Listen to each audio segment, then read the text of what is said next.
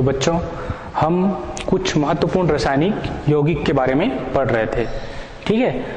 अब हम महत्वपूर्ण रासायनिक यौगिक के अंतर्गत इस्पात के बारे में पढ़ेंगे, ठीक है। इस्पात क्या होता है, इस्पात या स्टील, है ना। और पिटवा एवं ढलवा लोहे से इस्पात निर्माण की विधियां कौन कौन सी है, उससे पिटवा और ढलवे लोहे से इस्पात कैसे प्राप्त किया जाता है, इसके बारे में आज हम पढ़ेंगे, ठीक है। तो ठीक है, देखें फिर इस्पात या इसी को इंग्लिश में कहते हैं स्टील, है ना। इस्पात जो है लोहे और कार्बन का मिश्र धातु होता है ना। लोहा और कार्बन का क्या होता है, एक मिश्र धातु होता है, जिसमें, है ना, लोहा लगभग 98 से 99.9% होता है। 98 से, है ना, 99.9% आपका क्या होता है, लोहा होता है, ठीक। कार्बन लगभग 25.25 है ना, 0.25 से 2% लगभग कार्बन होता है, ठीक है ना। 0.25 से लेकर 2% के लगभग क्या होता है, कार्बन होता है, ठीक है। इनसे मिलकर क्या बनता है, इस्पात बनता है। इससे मिलकर क्या बनता है, इस्पात। इस्पात, है ना, एक क्या है, मिश्र धातु है। क्या है, मिश्र धातु है। लोहा जिसमें 98 से 99% होता है ना, और कार्बन की मात्रा 0.25 से 2% के लगभग होती है ना। इससे मिलकर क्या बनता है, मिश्र धातु बनाया जाता है, ठीक है, जिसको क्या कहते हैं, इस्पात कहते हैं, ठीक। हम आगे बढ़ते हैं तो इस्पात निर्माण की विधियां देखें। तो इस्पात निर्माण की विधियों में हम पिटवा लोहा से इस्पात प्राप्त करते हैं और ढलवा लोहा से इस्पात प्राप्त करते हैं, ठीक।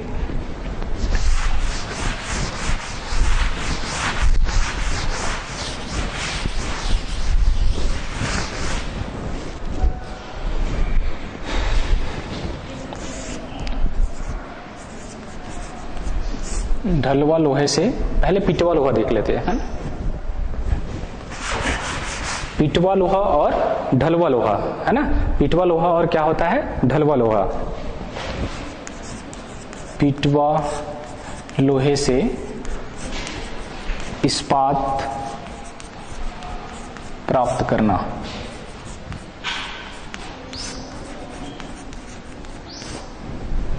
पिटवा लोहे से, है ना, पिटवा लोहे से इस्पात प्राप्त करने की हम क्या देखें, विधि देखें। तो इसमें पहला विधि है, इसमें, है ना, सीमेंटेशन की विधि। सीमेंटेशन की विधि द्वारा, सीमेंटेशन की विधि के माध्यम से इस्पात प्राप्त किया जाता है। सीमेंटेशन विधि, पिटवा लोहा से इस्पात प्राप्त करने की सीमेंटेशन विधि, ठीक। अब सीमेंटेशन विधि क्या है, इसके बारे में देखें। तो सीमेंटेशन विधि में क्या होती है, एक भट्ठी होती है। क्या होती है, भट्ठी होती है, जो क्या होती है, अग्निशह ईंटों की बनी होती है। इसमें क्या होती है, एक भट्ठी होती है ना। क्या होती है, एक भट्ठी होती है जो अग्निशह ईंटों का बना होता है।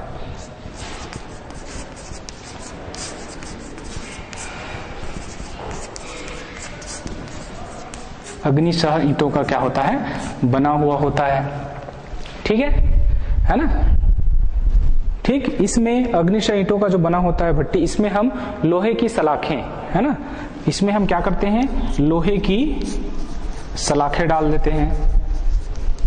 ये जो लोहा है किसकी लोहे होंगी, पिटवा लोहे की, है ना। यहां पर और लिख लेंगे, पिटवा लोहे की क्या होंगी, सलाखें। पिटवा लोहे की सलाखें डाल देते हैं, ठीक। और इसमें क्या डाल देते हैं, कोयले की तह लगा देते हैं। इसमें क्या लगा देते हैं, कोयले की तह। कोयले की इसमें हम तह लगा देते हैं।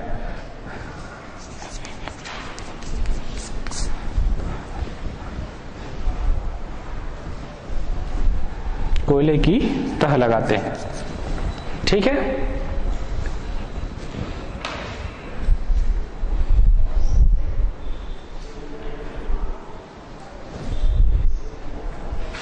ठीक है जी, है ना।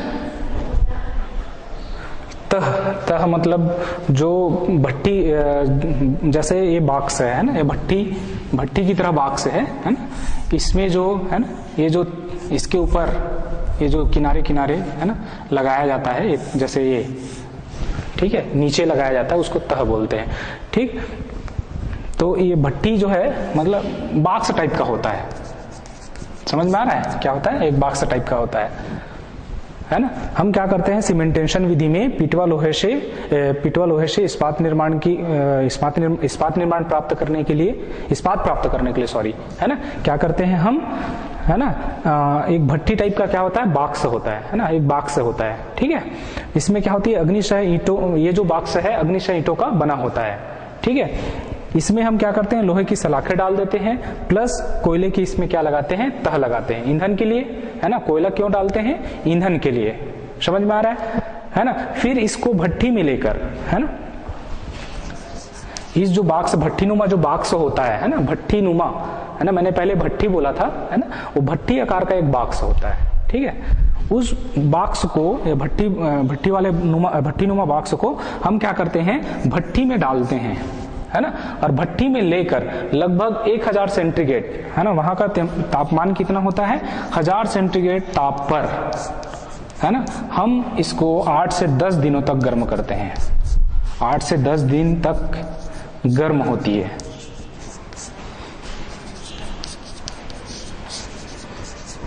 ठीक है, 8 से 10 दिन तक क्या करते हैं, इसको गर्म करते हैं। समझ में आई बात, है ना। ठीक है, वो जो भट्टीनुमा बॉक्स होता है उसमें क्या करते हैं, उसको क्या करते हैं, भट्टी में लेकर, है ना, भट्टी में, है ना, भट्टी में 1000 ताप पर, है ना, गर्म करते हैं। गर्म कितने दिन तक? 8 से 10 दिनों तक।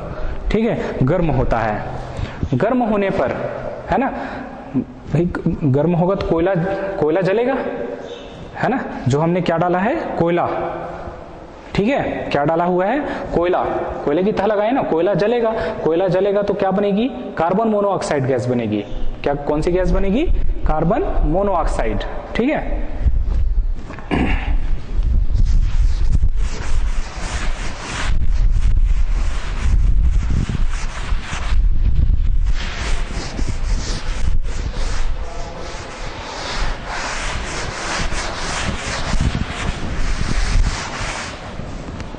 कौन सी गैस बनेगी इसमें, कार्बन मोनोऑक्साइड।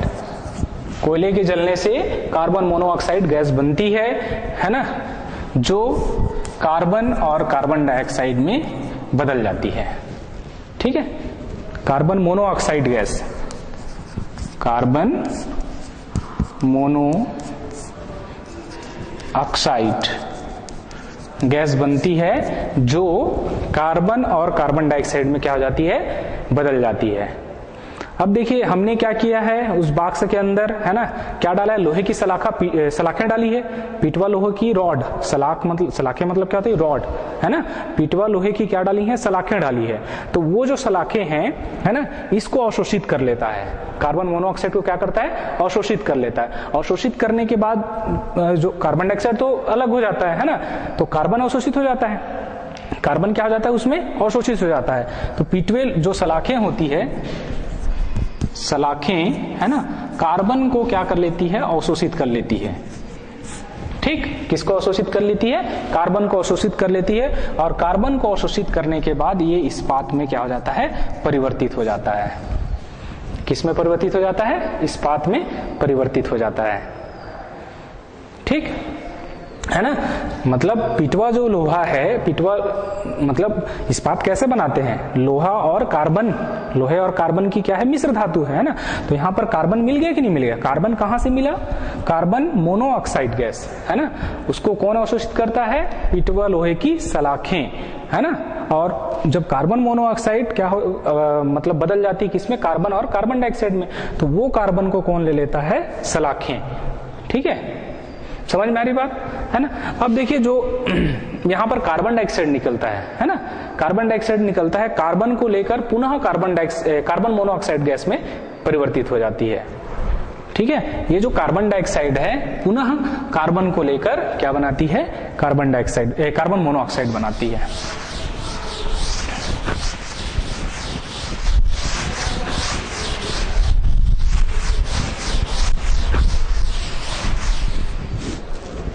देखिए, है ना, मैंने क्या बोला, कार्बन डाइऑक्साइड क्या कार्बन को लेकर क्या बनाती है, पुनः कार्बन मोनोऑक्साइड में क्या हो जाता है, परिवर्तित हो जाता है, कार्बन मोनोऑक्साइड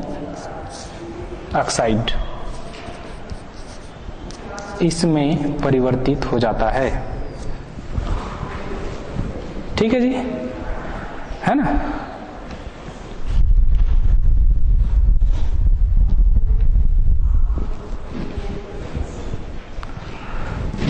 अब आइए यहां पर देखिए, है ना, कौन सी गैस निकल रही है, कार्बन डाइऑक्साइड, है ना, कार्बन डाइऑक्साइड। ठीक है जी, कौन सी गैस निकलती है यहां पर, कार्बन डाइऑक्साइड गैस निकलती है, जिसके कारण इस्पात में, है ना, इस्पात जो बना रहता है उसमें क्या पड़ जाता है, फफोला पड़ जाता है ना। मतलब जो इस्पात होता है ना, कार्बन डाइऑक्साइड निकलने के कारण, इस गैस कार्बन डाइऑक्साइड के निकलने के कारण क्या हो जाता है, फफोले पड़ जाते हैं। किस पर, इस्पात पर। जो हमारे पास इस्पात बना रहता है ना भाई, इस्पात बना रहता है, इस्पात पर फफोला पड़ जाता है ना। फफोला मतलब जानते हो ना, जैसे ये इस्पात है, इस प्रकार से क्या हो जाएगा, फफोला पड़ जाएगा। समझ में आ रहा है, उभार टाइप का आ जाता है ना, गोल गोल गोल गोल उभार टाइप का आ जाता है, फफोला पड़ जाता है। तो इस प्रकार से जो प्राप्त इस्पात होता है उसे फफोलेदार इस्पात भी कहा जाता है। इस प्रकार जो प्राप्त इस्पात होता है उसको फफोलेदार, है ना, फफोलेदार इस्पात कहते हैं। ये फफोला किसके कारण पड़ता है, कार्बन डाइऑक्साइड गैस की वजह से पड़ता है। समझ में आ रही बात,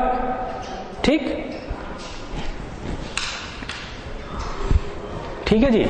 तो ये हुई क्या, पिटवा लोहे से इस्पात निर्माण की सेमेंटेशन विधि। कौन सी विधि, सेमेंटेशन विधि। इस विधि में क्या करते हैं हम, एक भट्टीनुमा बाक्स होता है, उस बाक्स में अग्निशः ईंटें लगी होती हैं, है ना, उसमें हम क्या करते हैं, पिटवा लोहे की सलाखें डाल देते हैं, है ना, और कोयले की तह लगा देते हैं।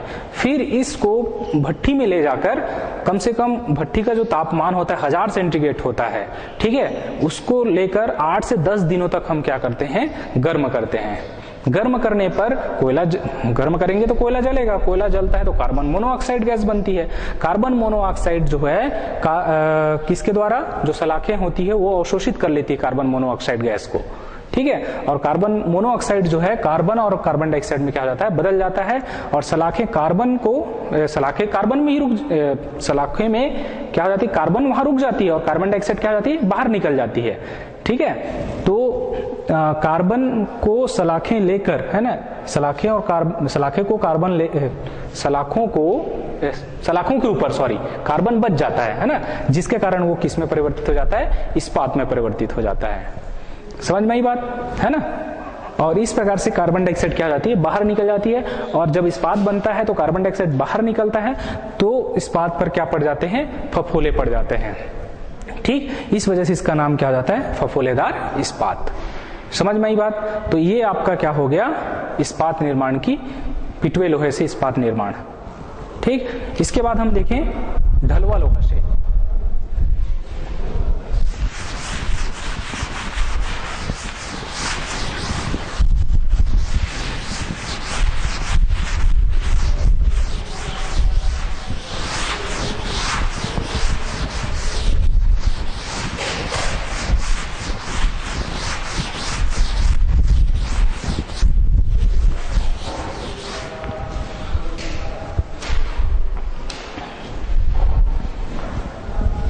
दूसरा नंबर हम देखें, पिटवा लोहे से देख चुके हैं, अब हम देखते हैं ढलवा लोहे से इस्पात निर्माण की विधि। इस्पात निर्माण, है ना, ढलवा लोहे से इस्पात निर्माण कैसे किया जाता है। ढलुआ लोहा से इस्पात निर्माण बेसेमर विधि से किया जाता है। कौन सी विधि से? बेसेमर विधि। इसमें बेसेमर विधि का प्रयोग करते हैं। बेसेमर विधि में क्या होता है ना? बेसेमर विधि सबसे पहले इसको किसने दिया था इसके बारे में देख लें तो 1885 में, है ना? किसमें? 1885 में, है ना? हेनरी बेसेमर द्वारा दिया गया था। हेनरी बेसेमर द्वारा दिया गया था। ठीक है, 1885 में किसके द्वारा दिया गया था? हेनरी बेसेमर द्वारा दिया गया था। ठीक है, इन्होंने क्या किया था? ढलवा लोहा में वायु प्रवाहित किया था, है ना? ढलवे लोहा में क्या प्रवाहित किया था? वायु प्रवाहित करके, ढलवा लोहा में वायु प्रवाहित करके कार्बन और गंधक, है ना, कार्बन और सल्फर की अशुद्धियों को क्या किया था? दूर करके, है ना, दूर करके शुद्ध लोहा प्राप्त किया था। ठीक, कार्बन और सल्फर की अशुद्धि को दूर करके कौन सा? शुद्ध लोहा प्राप्त किया था। ठीक है, तो ये बेसेमर विधि होती क्या है ना? उसको हम देखें तो बेसेमर परिवर्तक, है ना, बेसेमर परिवर्तक के माध्यम से शुद्ध लोहा प्राप्त किया था।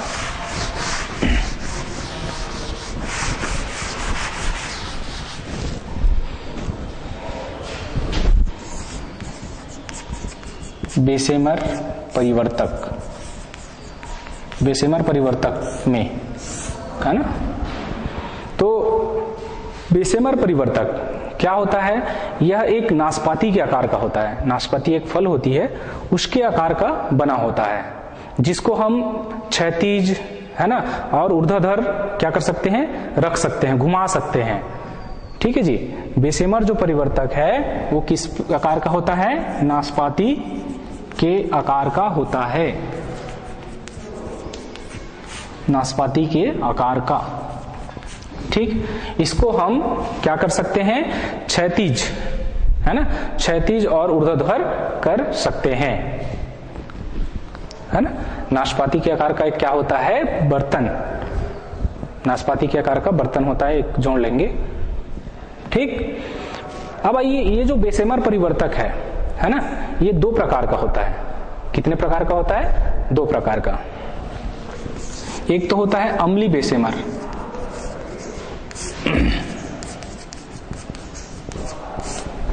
और दूसरा होता है क्षारीय बेसेमर।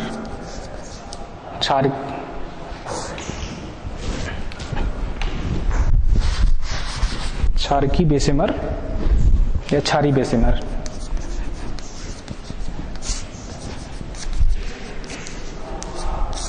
बेसेमर परिवर्तक दो प्रकार का होता है, अम्लीय बेसेमर और क्षारकीय बेसेमर, है ना। बेसेमर परिवर्तक के बारे में मैंने बताया, क्या बताया कि नाशपाती के आकार का एक बर्तन होता है जिसको हम क्षैतिज और ऊर्ध्वाधर क्या कर सकते हैं? घुमा सकते हैं, है ना। एक चीज और बताना मैं भूल गया, इसमें जो बेसेमर परिवर्तक होता है ना, उसमें क्या होता है? नीचे छिद्र होते हैं, है ना। किसके लिए? वायु के लिए। हम जब चित्र बनाएंगे तो आपको समझ आ जाएगा।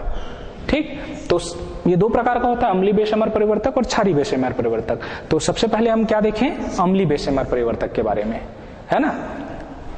ठीक है, अम्लीय बेसेमर परिवर्तक के बारे में देखें।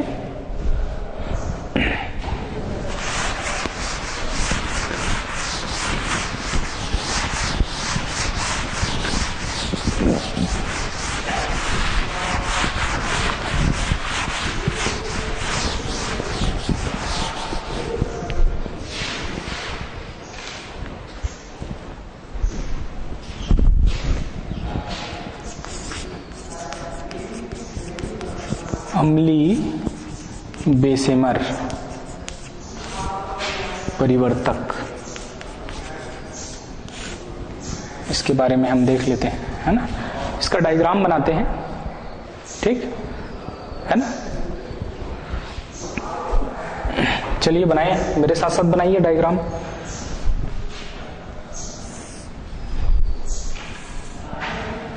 इस प्रकार की नाशपाती के आकार की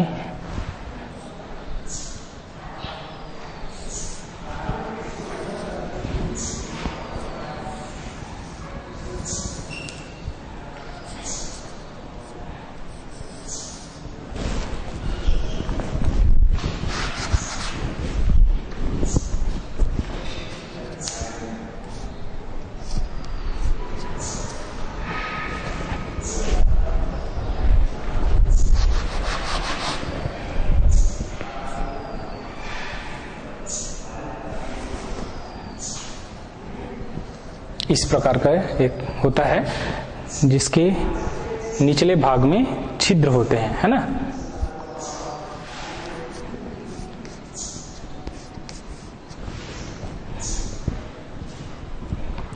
किसके लिए? वायु के लिए।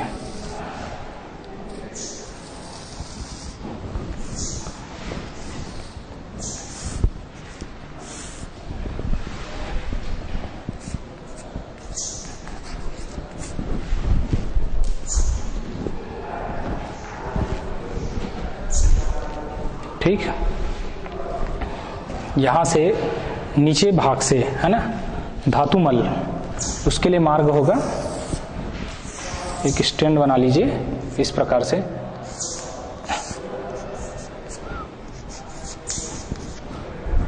इधर भी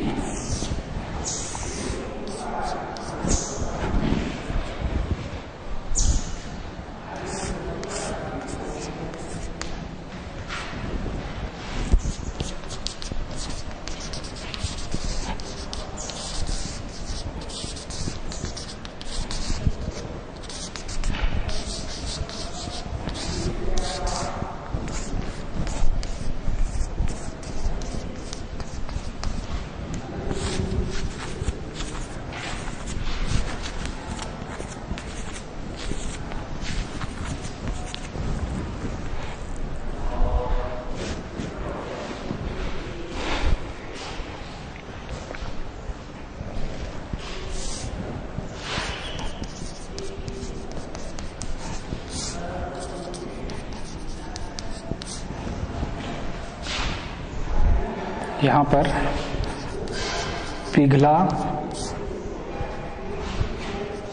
पिघला ढलवा लोहा होगा, ढलवा लोहा, इधर से हम वायु भेजेंगे। ठीक है, बना लीजिए इसको। ठीक,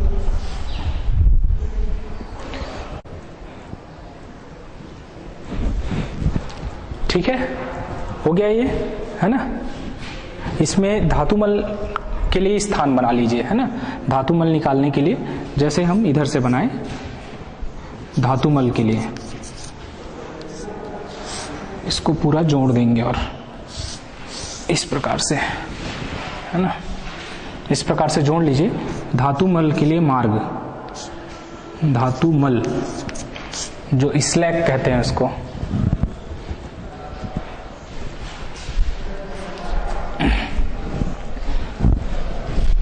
इसमें जो है सिलिका का अस्तर,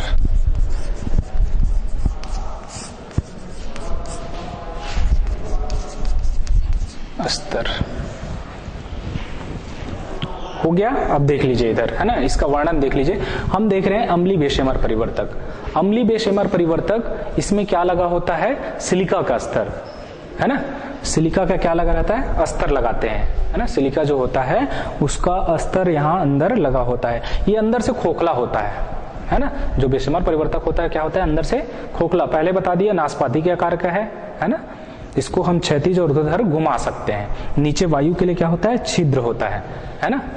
वायु भेजकर, है ना, हम क्या करते हैं? ढलवा लोहे से इस्पात प्राप्त करते हैं। देखिए इधर से वायु भेजा जाता है, इधर से क्या किया जाता है? वायु भेजा जाता है। यहाँ पर क्या होता है? ढलवा लोहा, है ना। ठीक है, ढलवा लोहा होता है जो क्या हो जाता है, हाँ एक चीज और, यहाँ पर गर्म वायु लिखेंगे ना, गर्म वायु के माध्यम से होता है। गर्म वायु के माध्यम से होगा तभी तो पिघलेगा, है ना।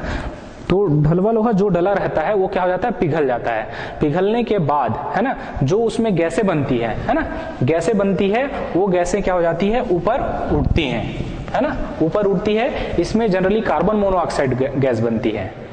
कौन सी गैस बनती है? कार्बन मोनोऑक्साइड, CO गैस बनती है, जो यहाँ पर नीली लौ के साथ जलता दिखाई देता है। नीली लौ के साथ क्या दिखाई देता है? जलता हुआ दिखाई देता है। जब ये कार्बन मोनोऑक्साइड गैस, है ना भाई, जब तक निकलेगा ये नीली लौ टाइप का जलता रहेगा।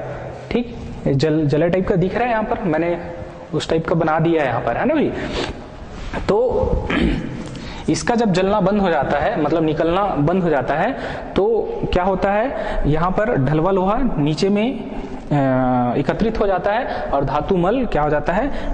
मतलब धातुमल को हम क्या करते हैं, नीचे से निकाल लेते हैं। ठीक है, इस प्रकार से ढलवा लोहा क्या हो जाता है, शुद्ध हो जाता है। ठीक है ना। धातुमल क्या होता है, अभी हम देखेंगे क्या क्या रासायनिक अभिक्रिया होती है, उसमें आपको समझ आ जाएगा धातुमल के बारे में। समझ आ रहा है बात, ठीक है ना। एक चीज और याद रखिएगा, इसमें क्या होता है, हम इस अम्लीय बेशमर परिवर्तक में क्या होता है कि इसमें हम सिलिका का स्तर लगाते हैं, और इसमें जो है ऐसे ढलवे लोहा का प्रयोग करते हैं जिसमें सल्फर और फास्फोरस की शुद्धि ना हो। ठीक है, इसमें बिल्कुल सल्फर और फास्फोरस की शुद्धि नहीं होना चाहिए। समझ में आ रहा है बात, है ना। उसमें हम क्या करते हैं, जिसमें सल्फर और फास्फोरस की शुद्धि नहीं होती, उस ढलवे लोहे से हम यहाँ पर क्या बनाते हैं, इस्पात बनाते हैं। समझ में आ रही बात, है ना। तो ये समझ आ गई बात, ठीक है। एक बार और देख लीजिए, इसमें अम्लीय बेशमर परिवर्तक में क्या होता है, सिलिका का अस्तर लगा होता है। अब इसमें हम जो ढलवा लोहा का शुद्धिकरण करते हैं, उसमें फास्फोरस और गंधक की अशुद्धि ना हो, उसको लेकर, है ना, हम बेशमर परिवर्तक में डाल देते हैं। पहले क्षैतिज कर लेते हैं, क्षैतिज करके डालते हैं, फिर उसको ऊर्ध्वाधर खड़ा कर देते हैं। खड़ा करने के बाद क्या करते हैं, इधर से हम गर्म वायु प्रवाहित करते हैं। गर्म वायु प्रवाहित करते हैं तो ढलवा लोहा क्या हो जाता है, पिघल जाता है। पिघलने के बाद उसमें से कार्बन मोनोऑक्साइड गैस निकलती है, जो ऊपर नीली लौ के साथ क्या होती है, जलती है। जब जलना बंद हो जाता है तो क्या हो जाता है, ढलवा लोहा शुद्ध हो जाता है। समझ में आ रही बात, ठीक है। फिर अपन जो धातुमल बनता है उसको हम साइड से क्या कर लेते हैं, निकाल लेते हैं। समझ में आई बात है ना। हाँ, इसमें अब देखिए, इसमें कौन कौन सी रासायनिक अभिक्रिया होती है ना। इसमें जो रासायनिक अभिक्रिया होती है उनको हम देख लेते हैं।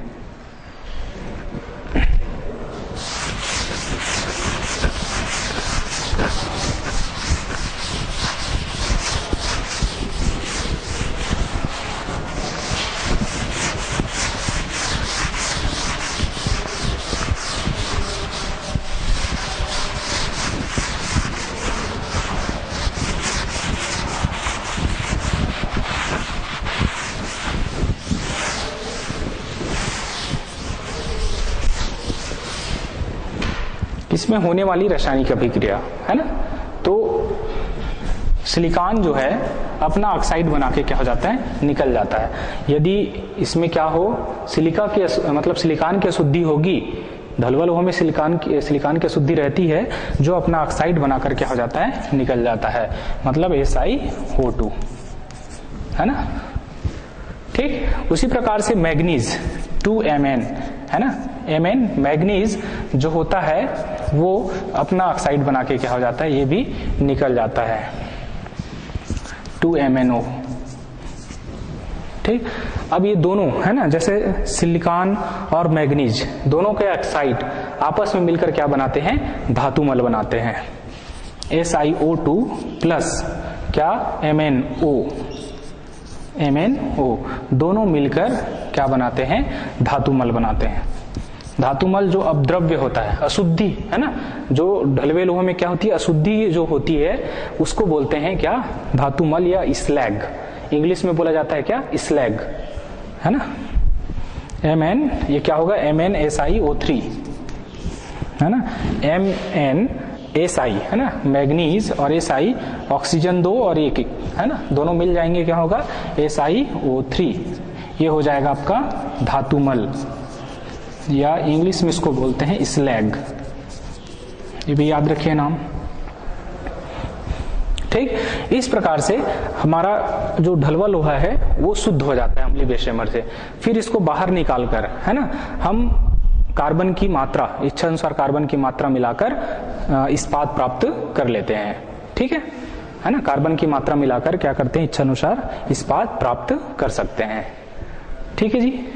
अब देखिए, इसमें एक चीज है, स्पिंगल की बात आती है। स्पिंगल क्या है, स्पिंगल करके आता है, स्पिंगल या स्पिंगल, हाँ स्पिंगल ही है ना।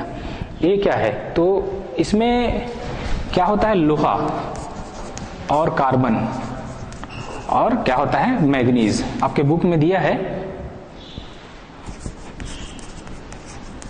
मैग्नीज, इसको इस रूप को लोहा प्लस कार्बन प्लस मैग्नीज को स्पिंगल कहा जाता है, स्पिंगल। ठीक है, ठीक, इनकी मिश्र धातु को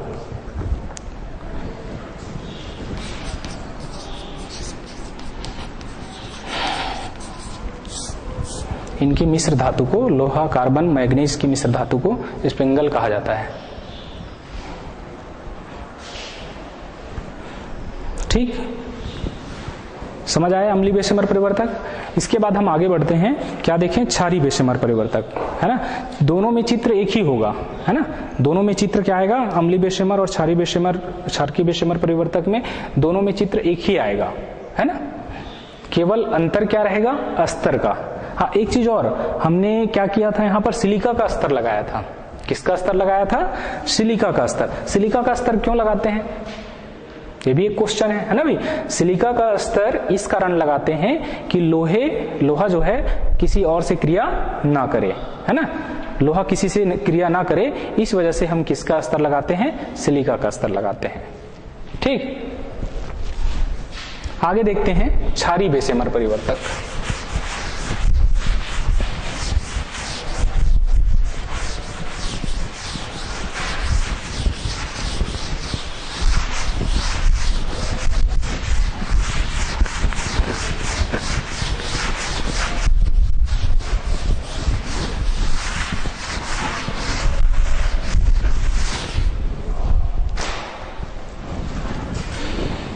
दूसरा नंबर बेशेमर परिवर्तक में क्षारकीय बेशेमर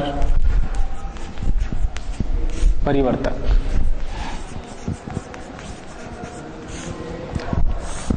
क्षारकीय बेशेमर परिवर्तक,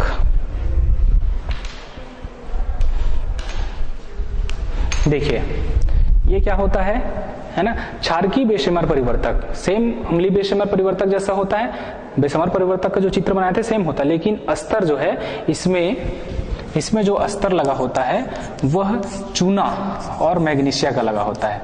चूना और किसका, मैग्नीशिया। इसमें चूना और किसका अस्तर लगा रहेगा, मैग्नीशिया का अस्तर लगा रहेगा। ठीक है, और है ना, कौन सी ढलवा लोहा का उपयोग इस विधि से हम, मतलब कौन से ढलवा लोहा को शुद्ध करते हैं, जिसमें फास्फोरस की अशुद्धि होती है ना। जिसमें किसकी अशुद्धि होती है, फास्फोरस। क्षारकीय बेशेमर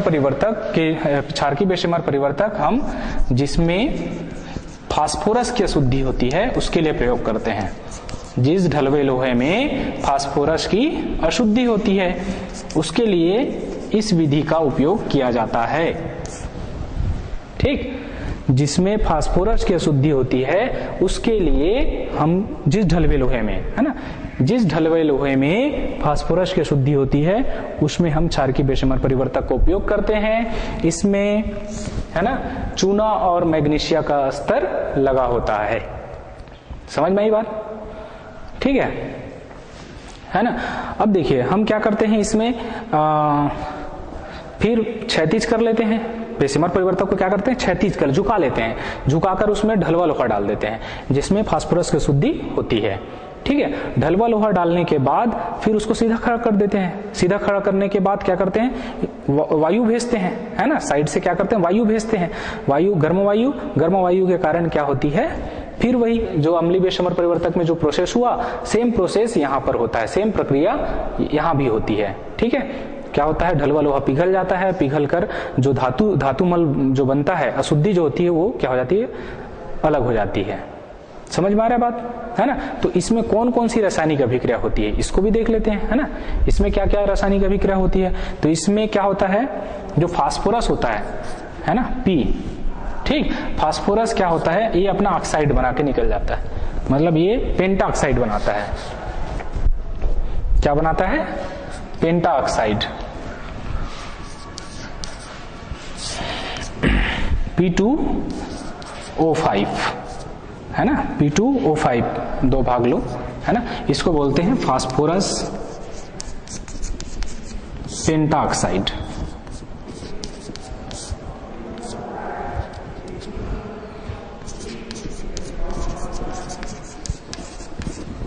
फास्फोरस पेंटा ऑक्साइड, फास्फोरस जो है अपना ऑक्साइड बनाता है, क्या, फास्फोरस पेंटा ऑक्साइड बनाता है। ठीक है, फिर जो कैल्शियम ऑक्साइड है ना, इस फास्फोरस ऑक्साइड के साथ क्या हो जाए, फास्फोरस पेंटा ऑक्साइड के साथ मिल जाता है, क्या, कैल्शियम ऑक्साइड। 3CaO प्लस आपका P2O5 ये दोनों आपस में मिल जाते हैं, फास्फोरस पेंटाऑक्साइड है ना, फास्फोरस पेंटाऑक्साइड आपस में मिल जाते हैं और बनाता है Ca3PO4 ट्वाइस। ठीक, कैल्शियम फास्फेट बनाता है। ये क्या है आपका कैल्शियम फास्फेट, जो धातुमल के रूप में अलग हो जाता है, जो धातुमल के रूप में अलग हो जाता है। ठीक, इस प्रकार से यहां पर क्या होती है, अभिक्रिया होती है।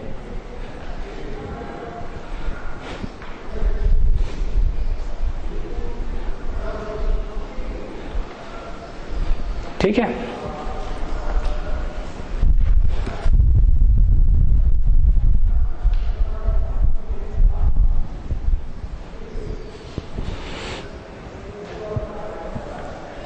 ठीक, समझ आया ये, है ना। ठीक है जी। क्षारकीय बेशेमर परिवर्तक में क्या होता है, इसमें चूना और मैग्नीशियम का स्तर लगा होता है और इसमें हम कौन से ढलवे लोहा का प्रयोग करते हैं, जिसमें फास्फोरस की अशुद्धि होती है। ठीक, फास्फोरस की जिसमें अशुद्धि होती है उसके लिए हम क्षारकीय बेशेमर परिवर्तक का उपयोग करते हैं। ठीक, तो इसमें क्या होता है, फास्फोरस जो है अपना पेंटाऑक्साइड बना के निकल जाता है ना, और फास्फोरस पेंटाऑक्साइड फिर कैल्शियम ऑक्साइड के साथ अभिक्रिया करके क्या बनाता है, कैल्शियम फास्फेट बनाता है, जो धातुमल के रूप में बाहर कर दिया जाता है। इस प्रकार से ढलवा लोहा क्या हो जाता है, यहाँ पर शुद्ध हो जाता है। ठीक, समझ आ गया, आगे बढ़ते हैं फिर, है ना।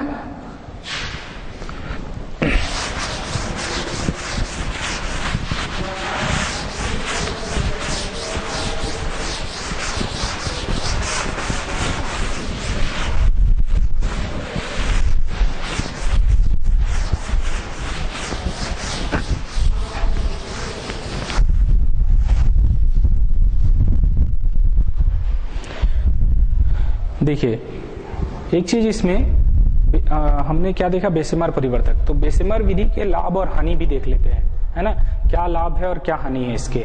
ठीक है, तो लाभ में क्या है, इसमें ईंधन का उपयोग नहीं होता है। ठीक, जैसे सीमेंटेशन विधि में क्या लगाते हैं, कोयला लगाते हैं ना, तो यहाँ पर कोई कोयला का प्रयोग मतलब ईंधन का प्रयोग नहीं किया जाता। और क्या है, सस्ती है ये जो विधि है, क्या है विधि, जो ढलवा लोहा से जो इस्पात प्राप्त करने की जो विधि है वो क्या है, सस्ती है। ठीक है, कम खर्च पर हो जाता है।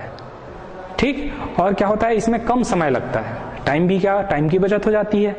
ठीक, और धातुमल एक चीज है, हानि भी होती है। देखिए दो बातें मैंने बताई, वो लाभ की, क्या लाभ कि ईंधन का उपयोग नहीं होता, ईंधन हमारा बच जाता है, सस्ती है, कम समय लगता है ना। लेकिन इसके हानि भी है। क्या हानि है कि धातुमल अधिक मात्रा में बनता है, जो स्लैग बनता है वो क्या होता है, अधिक मात्रा में बनता है, और जो इस्पात हमको प्राप्त होता है वो घटिया किस्म का होता है, अच्छी किस्म का इस्पात इससे हमको प्राप्त नहीं होता। ठीक है, और ये जो इस्पात है ना, इस इस्पात का उपयोग ज्यादातर भवन निर्माण, पुल निर्माण, जहां घर बनाते हैं, मकान बनाते हैं, पुल बनाते हैं ना, उसके ढांचे तैयार करने के लिए उपयोग किया जाता है। इससे जो इस्पात बनता है उसका, समझ में आई बात। ठीक है, ठीक जी। तो आज हमने क्या क्या देखा, इस्पात के बारे में हमने पढ़ा। इस्पात किसका मिश्र धातु है, लोहा और कार्बन का, इसके बारे में हमने पढ़ा। फिर क्या इस्पात निर्माण की विधि है ना, पिटवा लोहा से कैसे बनाते हैं और ढलवा लोहा से कैसे बनाते हैं।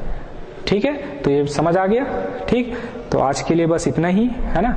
आगे का हम नेक्स्ट क्लास में देखेंगे। तो धन्यवाद।